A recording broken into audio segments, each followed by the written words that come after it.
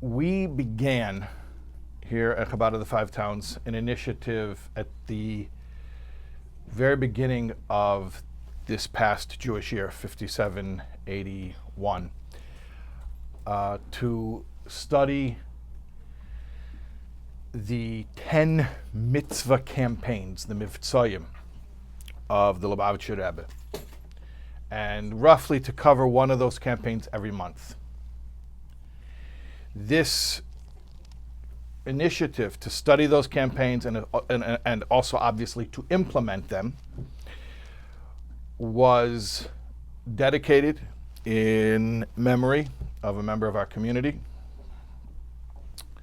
Dina Leah Rosenzweig OB, and we have repeatedly made clear that everything that is happening as an outgrowth of these classes, not just the learning itself, which is already a great merit, but these classes are about mitzvahs, and not just about people doing mitzvahs, but getting other people to do mitzvahs. So this whole ripple effect of kindness and love and concern for our fellows and all the good that's coming from it is all in honor of Dina Leah, whose first yortzeit is Gimel, Elul, meaning in 2 days from now. And at the completion, now this is the completion of the year of classes, and we didn't know when we set it up, but it's also coinciding with the completion of the first year of the first yortzeit. And we pray that in the merit of all the mitzvahs that are being done from these classes, we should see Mashiach already. We should be reunited with Dina Leah before the yortzeit. So it's actually quite appropriate that these things were set up in advance, not necessarily with any particular forethought, and then you see the hashgacha as you go along. Today's Mivtza, today's campaign that we're studying is Mivtzah Chinuch, the education campaign. And it struck me as I was preparing for the class, how appropriate it is that we're talking about the Rebbe's education campaign when we are talking about a young person who had so much influence and clearly is continuing to have so much influence. I mean, just right here in this room, the fact that we're here and we're studying is all part of that. And the Rebbe's approach to education was that young people are influencers. You know, there's that old expression, I don't know where it really comes from, but children should be seen and not heard. And the Rebbe really sort of channeled the fact that sometimes children do want to be heard, and children do want to be, they want to leave a mark. They want to speak their minds. And therefore, that shouldn't be suppressed. That should actually be used out in a productive way. So a lot of the idea of Mivtzah Chinuch is channeling the natural tendencies of children, not to suppress it, but actually to use it in unique ways that children, with their endless energy and their competitive spirit and their lack of inhibition, all of these qualities can be applied in a good way to furthering their own education as well as the education of others. Okay, but before we'll get back to that, God willing, we'll talk about that a little bit more. But I want to do like we've been doing every class. We give like a little bit of a historical background as far as the Mivtza. So we've spoken about before that the first of the 10 Mivtzaim to be launched was Mivtza Tefillin, the Tefillin campaign, and that coincided with the build-up to the Six-Day War. during the days leading up to the Six-Day War. We're talking about spring of 67.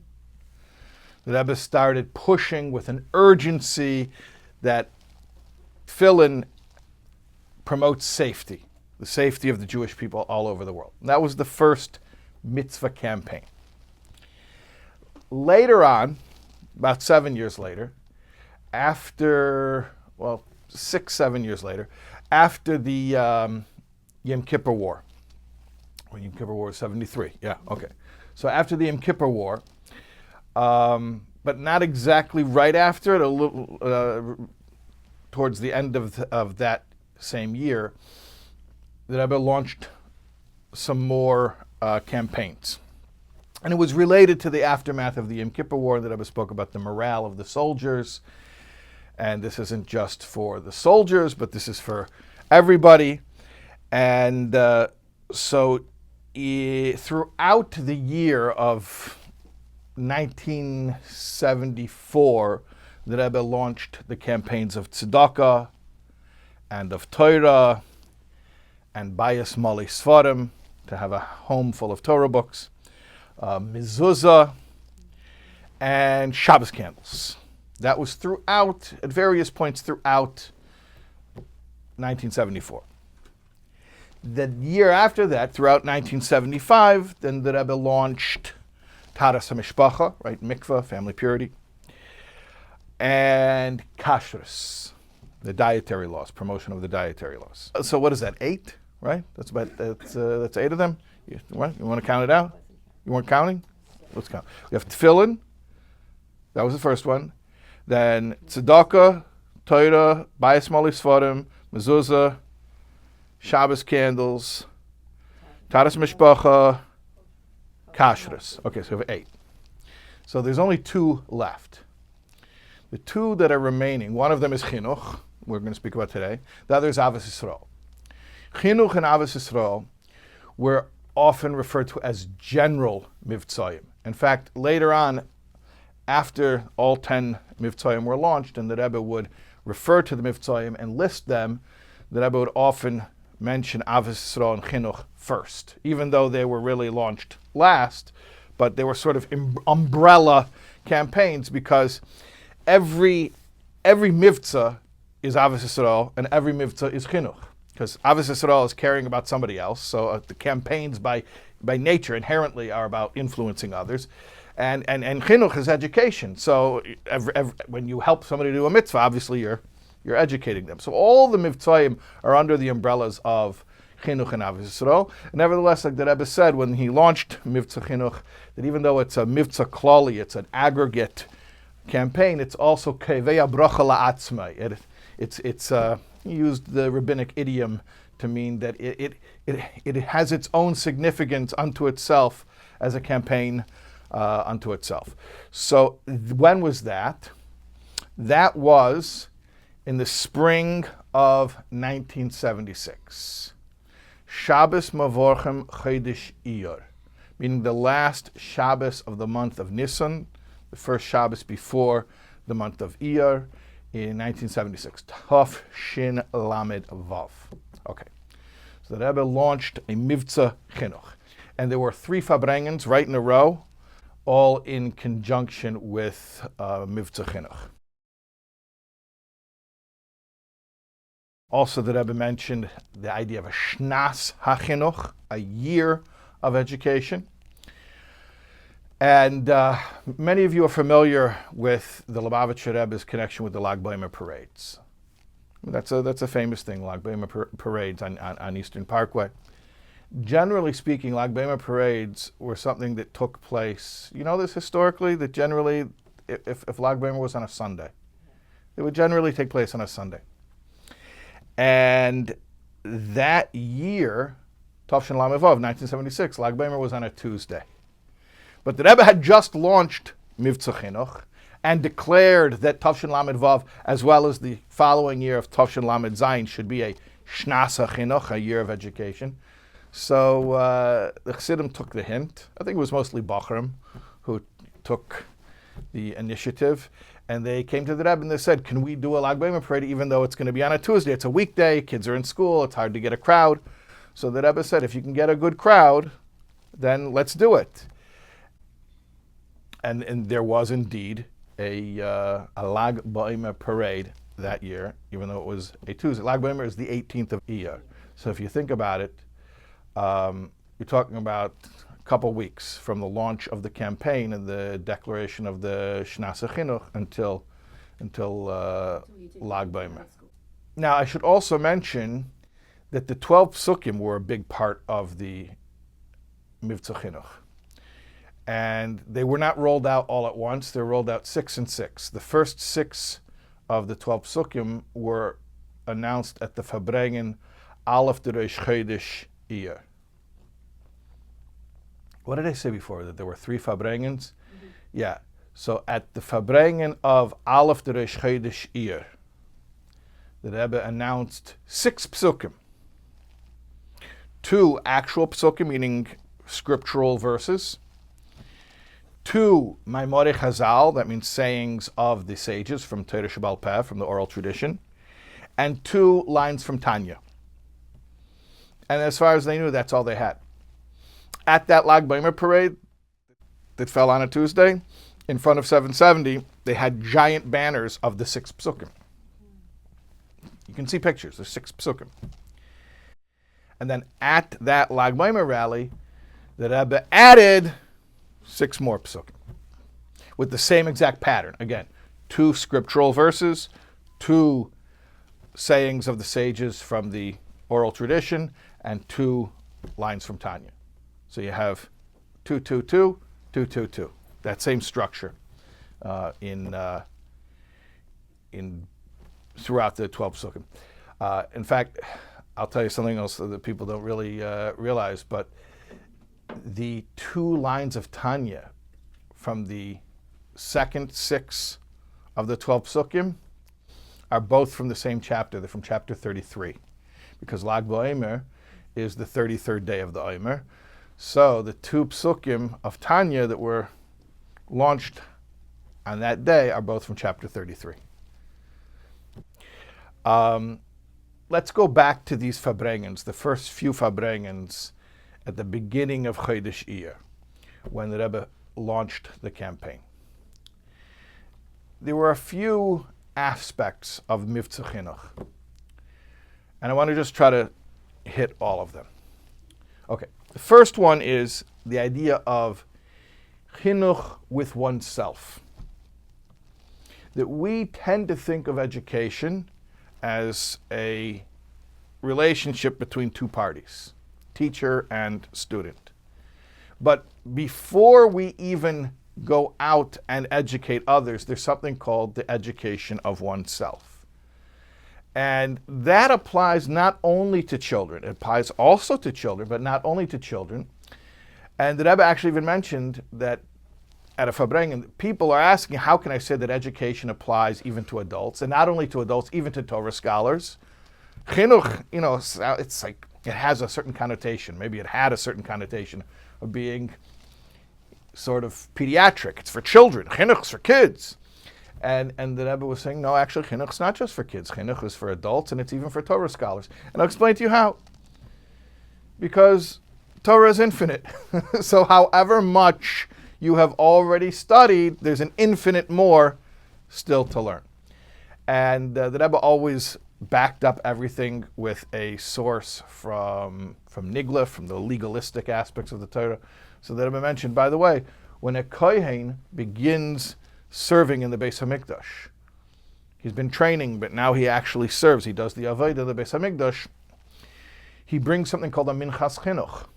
He brings a flower offering, which is an inaugural offering to install him as a Kohen. And then when that same Kohen, not all of them make it, but eventually there's a Kohen Gadol, right? So when a Kohen, a regular Kohen Hedyot becomes a Kohen Gadol, he brings a Korban Chinuch to elevate himself to the status of Kohen Gadol. So the Rebbe pointed out that the word Chinuch is not limited to children. Chinuch is any time you're entering into a new stage in life.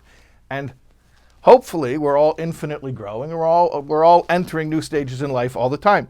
The Rebbe used a very powerful and also very colorful expression that, you know how there's the idea of hachnasa lecheder. You bring a child to school to learn Aleph Beis.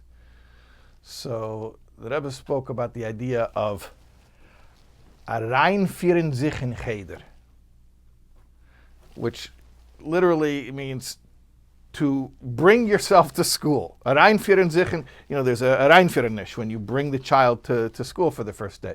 Reinführen sich, bring yourself to cheder, bring yourself to school. That's like just the whole approach to life, that we're always approaching things with a sense of wonder and the eagerness to learn and teachability and excitement and freshness. So, be teachable, be humble, and reinführen sich in cheder, like bring yourself to school. It's an attitude toward life. It's like everything can be a teachable moment, and there's always more to learn. So that's one of the foundations of Mivtzah Chinuch, is the idea of everybody is a student. We are lifelong students, and you could be an adult, you could be the greatest Torah scholar, but you always remain a student. Okay. So that's one big idea of Mivtzah Chinuch. Another big idea is educating others. So there's educating self and there's educating others. Regarding educating others, like I mentioned before, the Rebbe said that all of the Mivtzaim are really Mivtzah Chinuch, because every mitzvah campaign is about influencing others. And anytime you're influencing somebody, you're educating them. So what does it mean to educate others? It means to be a good influence. It means to take responsibility, maybe call this good citizenship or good Jewish citizenship, where you're not just concerned with your own Yiddishkeit, but you take responsibility. What can you do to promote Yiddishkeit generally in the community, but also with individuals? And it doesn't have to be people that you already know. You can insert yourself into their lives, because after all Jews are guarantors for one another. And Mivtzah Chinuch is basically a call to care about other people's spiritual growth.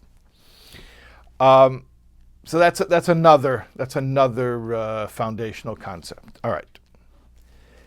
Another is maybe what I'll call like the more conventional, basically the promotion of enrollment in Jewish schools and camps.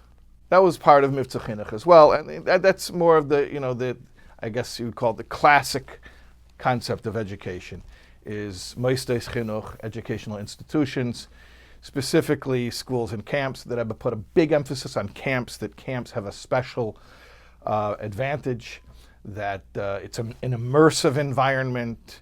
And another thing that Rebbe pointed out about camps, counterintuitive, because you would think that camps are sort of, if you compare them to schools, school is more Torah study and camp is less. But from another angle, the Rebbe said, even the children who go to schools where they have Limudei Chayil and they have to study secular subjects, in the summer they're free from those obligations. So the summer is all Torah, right? A little soccer and other things too, but yeah, it's all Torah. So the Rebbe was very big into camps, and obviously, that time of year, Chodesh Iyar, the springtime, was a time for enrolling in camps. And when the campaign was launched, obviously that was a big part of the campaign, and continues to be a big part of the campaign, is to try to get Jewish children enrolled in proper Jewish schools. Okay.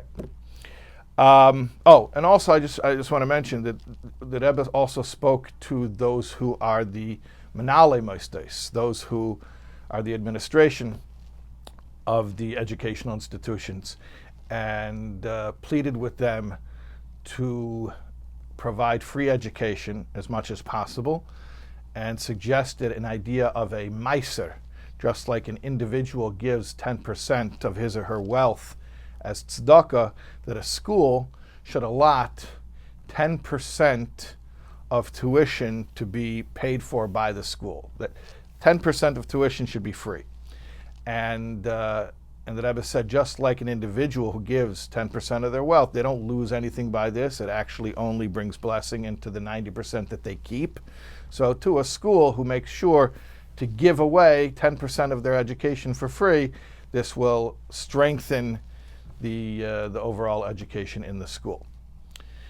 And regarding this, and as well as other things connected to Mivtzah Chinuch, the Rebbe often said, and I don't want this to be a copyright, meaning I don't need this to be proprietary. Is that the word, proprietary? It doesn't have to be a Lubavitcher thing. Anyone who wants can steal these ideas, and I'll be more than happy if everyone starts doing this and I get no credit whatsoever. This is for the good of the community. Okay. So we spoke about education with yourself, education with others, spoke about the traditional, conventional sense of promoting educational institutions. Now I want to talk about two more concepts, and this is what I want to dwell on. Two more concepts which are traditional but radical. Like so many things that the Rebbe introduced, it's traditional, meaning you can find it sourced in our classic sources, but it's radical because it's like, who does this? Who speaks this way? It's like this is so new and yet so grounded in tradition. The two concepts I want to talk about is this: the idea of chinuch with the very, very, very young, meaning including infants, and then the other idea is chinuch, meaning children are not only to be educated, but they're educators. Children, even small children, are educators. We alluded to it earlier. Okay, regarding chinuch with the very, very, very young. In these sichos, the Rebbe was speaking about the idea that chinuch begins in utero, that children start to be educated before they even are born. Now, that's something that increasingly the science supports, but it's sort of a radical statement for 1976.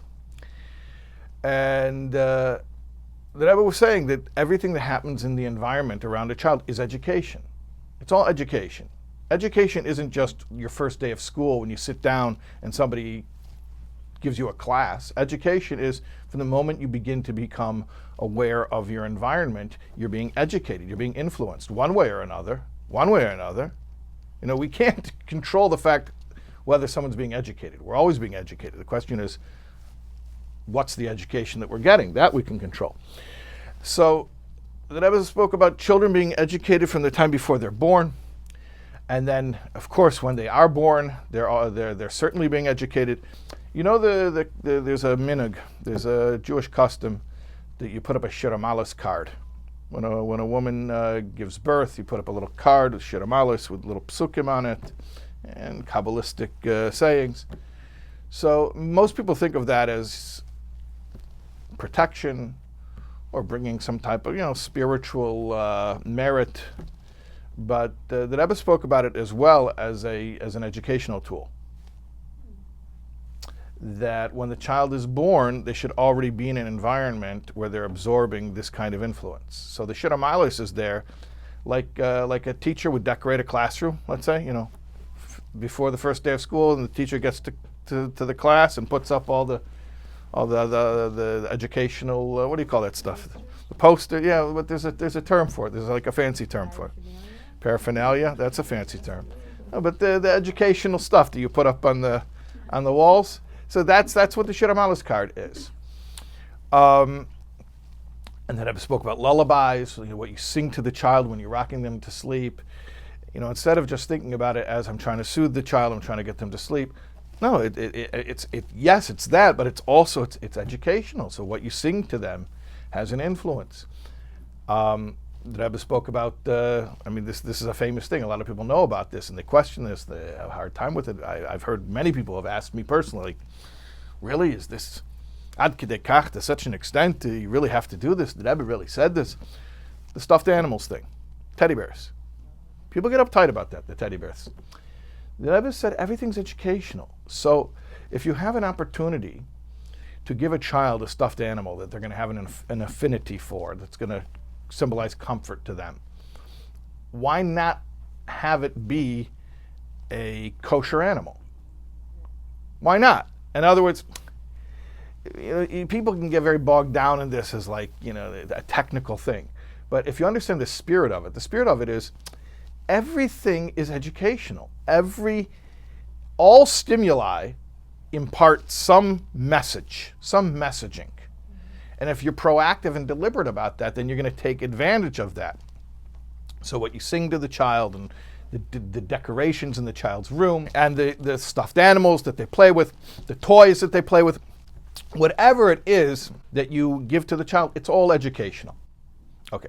Yeah? Even before, like I know like pregnant women, let's say, not to go to different places that have influenced something at each Okay. starts. So actually, it's interesting you're mentioning that, because, as I mentioned, all these radical things that the Rebbe would speak about are also very traditional. And I also mentioned how everything that the Rebbe would say, he'd always find a legalistic source. So yeah, there is such a concept, maybe you're alluding to this, in halacha, that talks about it in Chazal, that if a woman's coming out of the mikveh and she sees an impure animal, that there's such an idea of going back, because the first thing she saw was an impure thing. There's also a story of Rebbe Yechanan, who used to stand outside of the mikveh so the people should see the face of a tzaddik as the women come out of the mikveh. I think not to go to a zoo when you're pregnant or something like that. You could ask your local Orthodox rabbi as far as the implementation of it, but definitely the spirit is grounded in our tradition, and how meticulous you want to be about it. Again, you ask your Rav, you ask your Mashpia. So that's one thing, the idea of education being even for the very, very, very young, even for infants. The other thing I wanted to talk to you about, I told you, remember? What? Remember? Children as educators, right, okay. Children as educators. By the way, the Shir Amalos card that I've also said, that's an example of a child being an educator. Yeah. You know how? Because if it weren't for this little baby being born, no one would have brought the Shir Amalos card. So the child's first act in the world is they caused words of Torah should be at this hospital. So the minute they enter the world, they're already influencing their environment. Children as educators, that's a big thing. And as I mentioned, everything that Rebbe would say that was radical was also very, very traditional, very grounded in our classical sources. There's a Gemara Bava Metzia, Daf Pei Omid Beis, where Rebbe Chanina and Rebbe Chia are having a dispute. And Rebbe Chanina says to Rebbe Chia, he says, "You're arguing with me. Do you know who you're arguing with?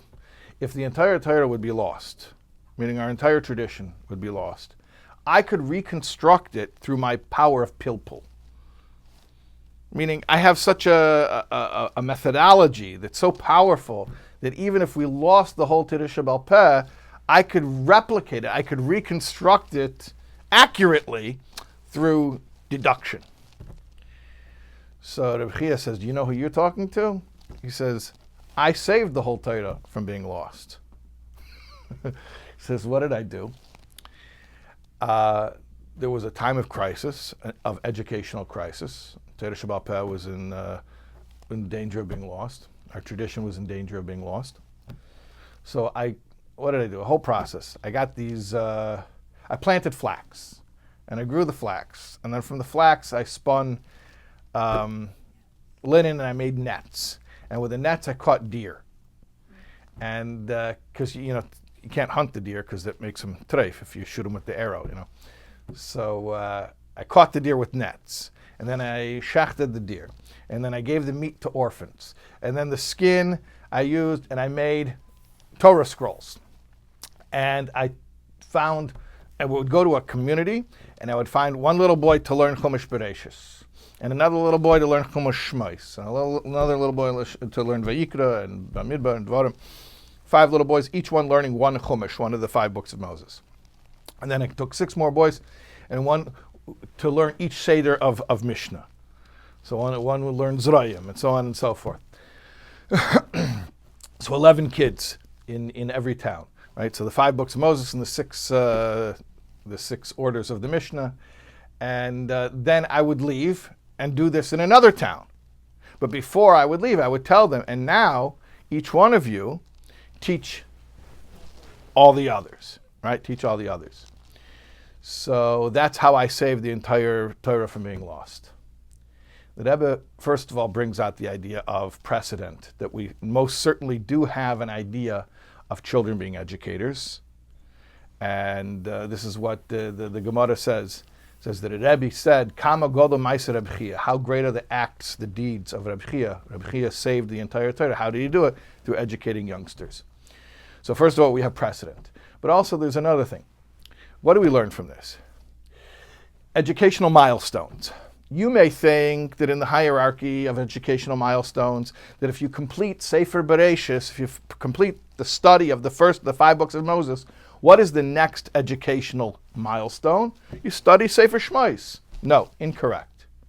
Incorrect, because this story teaches us that if you complete the study of Sefer Bereshis, the next order of business is you teach Sefer Bereshis. That's right. That's correct. So each of these children became an educator in their specialty immediately upon completing it. And then they all learned from each other.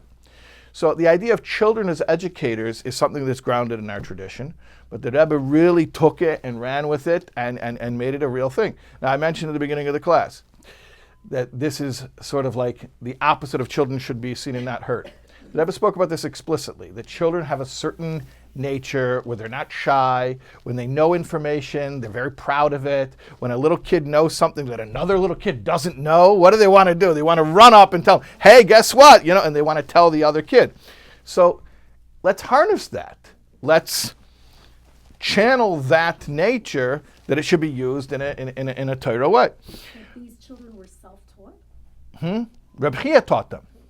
So he taught each one their specialty, and then he left and said, now you teach each other, and he did it in another village. He went from village to village to amplify. Because if he would have stayed and taught each one of them, then he wouldn't be able to replicate it. But because he taught each one only their specialty, and then he said, now teach each other, and then he left town and did it in another town, in another town, in another town. So that was the method, how he did it.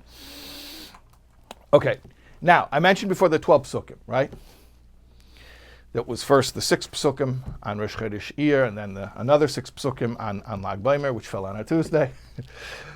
The 12 Pesukim, a lot of people don't realize what the 12 Pesukim were designed for. The 12 Pesukim were designed to be tools for children as educators. That's what they were for. And the Rebbe said it explicitly. That a lot of people ask, why these 12 Pesukim? Like, what about them? Are these the fundamentals of Yiddishkeit? Is this like the Yud Gimel Ikrim for children? Like, what's the deal? The Rebbe said very explicitly why these 12 things were chosen. The Rebbe said these are ideas that children can understand. That's why they were chosen. They were chosen because they're ideas that a child can understand, and not only to understand on their own level for their own understanding, but that they could understand thoroughly enough that they could go out and teach it to other children. So the 12 Pesukim really was to give children fodder, to give them material, what to talk about. And the Rebbe paints a beautiful picture describing how the Pesukim are supposed to be used. The Rebbe describes children playing, and in the midst of playing, just sort of as a natural thing, one of them starts telling the others about one of these Pesukim, because the idea of the Pasuk is so clear to him and so intuitive, and he understands it so well, and he's so proud that he understands it. It's just a natural thing that he wants to explain it to the other kids. So that's what the 12 Pesukim were really designed for. If I could insert a little bit of social commentary. The idea of the memorization of the Pesukim, while certainly a holy thing, and the Rebbe himself, you should know, participated in when the educators instituted that a part of the children's rally should be reciting the 12 Pesukim by heart. So the Rebbe took part in that So clearly it was something that I've accepted and encouraged, and it's an important thing to know the verses by heart. However, that's not the end. It's not just memorization. It's not just knowing it by rote. The point was that the children should understand the ideas. And I think if there's anything that we could do as far as Mivtzah Chinuch, I mean, there's a lot of things we can do, but one suggestion I could make, even people who are Lubavitchers and card-carrying Lubavitchers and are doing a lot already for Mivtzah Chinuch and all of the Rebbe's Mivtzaim, I think one area that definitely, no question, in my observation from what I've seen out there, could definitely be strengthened is, and much has been done, I want to say, much has been done, but so much more can be done, is to use the 12 Pesukim in the fullest way, the way that Rebbe envisioned it, which is these are not just words to be memorized, but these are ideas that were chosen because they lend themselves to comprehension on a child's level, and that children should be so thoroughly familiar with the ideas, not just the words, the ideas, that they can go and teach them to others. You know, just as an aside, the third verse B'chol Dover wasn't even explicitly chosen until after the Farbrengen. The Rebbe just said an inyan von Yitzias Mitzrayim, meaning to say it wasn't even so much the words, it was the idea. And the Rebbe also said "Mekan ois kleiben andere Pesukim," that you could choose other Pesukim as long as they have the same content. Now, I'll go with the Pesukim that the Rebbe chose. I'm not going to suggest different Pesukim, and I'll go with the ones that the Rebbe said at the Farbrengen. My point is to illustrate that the Rebbe wasn't so attached to the wording as much as the ideas. So the Rebbe said, if you want to choose other Pesukim, also choose other Pesukim. They were chosen not because of the wording, but because of the ideas that they represent. So that's definitely an important thing. And again, the idea is that children should understand it and be able to teach it. The children are educators. Okay. Another thing I want to say in regards to that is that, you know, when the Rebbe taught the meaning of the 12 Pesukim, one of the things the Rebbe noted was that, you know, obviously we're explaining this on a child's level because the whole point is the child should understand it, but you should understand the way that Torah works is that every level of Torah explanation is connected to all other levels. That's sort of like, that's just the nature of Torah, the achdus of Torah, the oneness, the underlying oneness of Torah. So that contained within the explanation that a child can follow are the deepest secrets of the Torah. And that with time, they sort of unpack it and discover it. So it's not like we're dumbing it down, chas v'shalom. It's not like, oh, here's the kiddie version. No. This is the deepest version, it's just translated. And with the time, you'll see how the deepest ideas were in there as well. Now, having said that, that sort of brings me to another point, which is the Rebbe as a teacher of children. The Rebbe would say sichos to children, which is really unheard of, that a Jewish leader should directly speak to groups of children with talks that are geared for the children, in the language of children, using examples that are relatable to children. It's rather amazing if you think about the fact that, you know, the Rebbe had many shluchim, educators, activists who could relay his message to the children. And yet the Rebbe would speak directly. At times, 770 would be cleared out from the adults, and they would have children come in, and the Rebbe would speak to assemblies of children. And the Rebbe would say sichos for children. And these sichos, if you look at what the Rebbe is talking about, the Rebbe is using examples, like when the Rebbe is talking about a moral dilemma, about the Yetzer Hara and the Yetzer Tov. So the Rebbe will use examples that are relatable to a child. The Rebbe will say, like, you come downstairs, and you didn't wash Netilas Yadayim yet, but there are cookies and your siblings are eating them, and you're afraid if you take time to go wash your hands that you're going to miss out and you're not going to get a cookie, and your parent asks you, did you wash your hands yet? And you have this whole dilemma. And it's actually rather amazing to think about somebody on that level, also somebody who did not have his own biological children, describing scenarios that are so relevant and so realistic to an audience of children. It's just a remarkable idea. But if you think about it, the Rebbe had said already that even in the simplest explanations of Torah are contained all the deepest secrets of Torah. So, when you look at these sichas to the children, it's like a watered down, diluted, chas v'shalom version of Torah. In the sichas to children are contained the deepest secrets of the Torah. And in fact, there's a series of books, which I highly, highly recommend, called the Rebbe Retze Kinder in Yiddish. The original Yiddish transcripts are called the Rebbe Retze Kinder, but it's also translated in Hebrew and in English and perhaps even in other languages. I'm sure it's in other languages. And Tzivos Hashem put it out. And in fact, I'll just put in a personal plug. If you go to soulwords.org, there's a section in soulwords.org, which is my website. You go to the top of the homepage, there's a bunch of series. So, they have different series, like the Tanya class and the Shara B'Tochen class and Parsha classes. Mivtzaim, this series is one of the series, the Mivtzaim class. But then there's a series called the Rebbe Retze Kinder. And those are these sichas, the sichas that the Rebbe spoke to children. You watch them, and what is the series of classes? This was something that I did in conjunction with Tzivos Hashem. I just take the sicha, as the Rebbe said it to the children, and I teach it. And my objective when I did these classes was to try to point out how, on one hand, the language is so accessible, and yet, if you look deeply, you see there's so much profundity hidden within the words there. So definitely do yourself a favor. Go learn these sichas, whether from the transcripts or from the classes on soul words.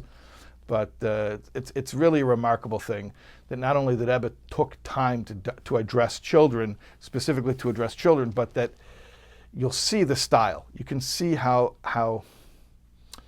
the Rebbe is putting so much depth into these talks.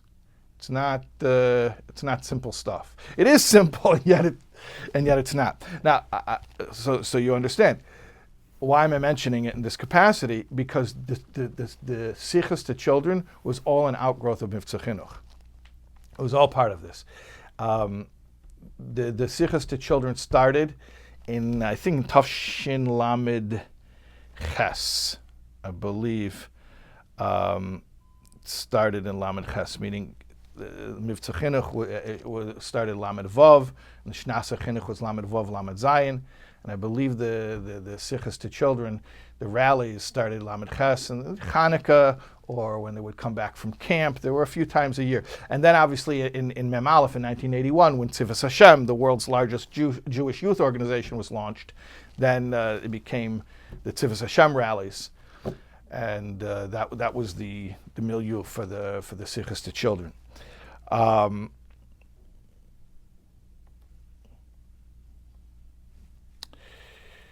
So much more, so much more to say. I mean, I don't think we can finish without mentioning that the National Education and Sharing Day, which is enacted every year as an act of Congress on the Rebbe's birthday, that was an outgrowth of Mivtzah Chinuch. The first Education and Sharing Day was 5738, 1978, the Rebbe's birthday, Yud Aleph Nisan, and in the original enactment of Congress, it mentions that this is the end of the culmination, I should say, of the Shnasa Chinuch, of the Year of Chinuch, and the Rebbe's education campaign.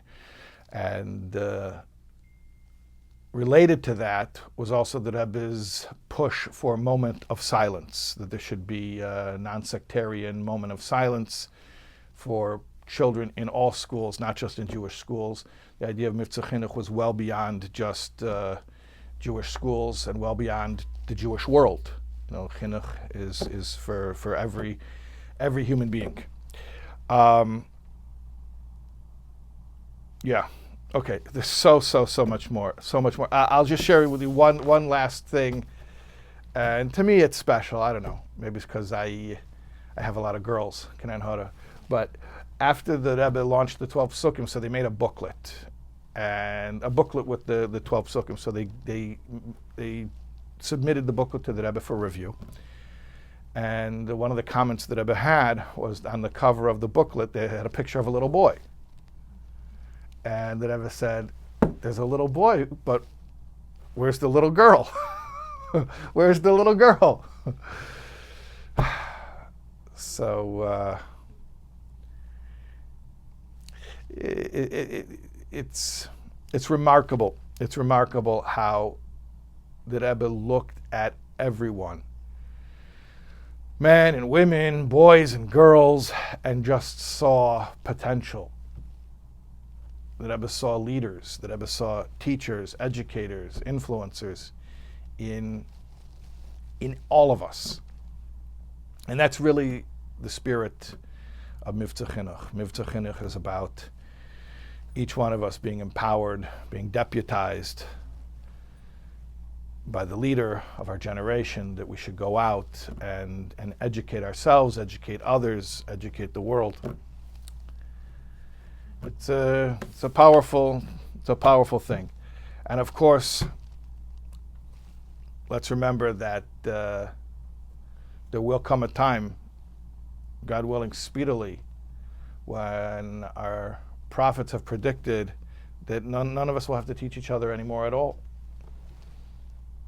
We're told when Mashiach comes, no longer will one man teach his brother, saying, come and know the Lord, because they will all know me, says Hashem.